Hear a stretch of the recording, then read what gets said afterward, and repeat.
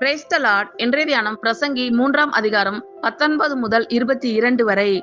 மனுபுத்திரருக்கு சம்பவிக்கிறது மிருகங்களுக்கும் சம்பவிக்கும், அவர்களுக்கும் இவைகளுக்கும் ஏக சம்பவம் உண்டு. இவைகள் சாகிறது போலவே அவர்களும் சாகிறார்கள்.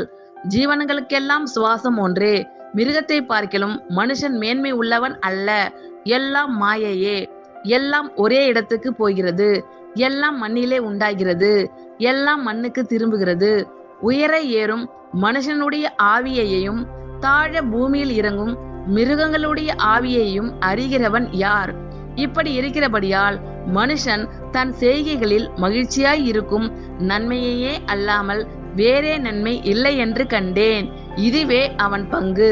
தனக்கு பின்வரும் காரியங்களை காணும்படிக்கு அவனை திரும்பி வர பண்ணுகிறவன் யார்?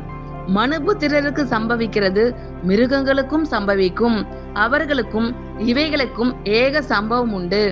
இவைகள் சாகிறது போலவே அவர்களும் சாகிறார்கள்.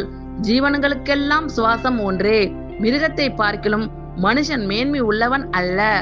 எல்லாம் மாயையே, எல்லாம் ஒரே இடத்துக்கு போகிறது, எல்லாம் மண்ணிலே உண்டாகிறது, எல்லாம் மண்ணுக்கு திரும்புகிறது. உயர ஏறும் மனுஷனுடைய ஆவியையும் தாழ பூமியில் இறங்கும் மிருகங்களுடைய ஆவியையும் அறிகிறவன் யார்? இப்படி இருக்கிறபடியால் மனுஷன் தன் செய்கைகளில் மகிழ்ச்சியாய் இருக்கும் நன்மையையே அல்லாமல் வேறே நன்மை இல்லை என்று கண்டேன். இதுவே அவன் பங்கு. தனக்கு பின்வரும் காரியங்களை காணும்படிக்கு அவனை திரும்பி வர பண்ணுகிறவன் யார்? ஆமேன். கர்த்தர் உங்கள் அனைவரையும் ஆசீர்வதிப்பாராக. God bless you all.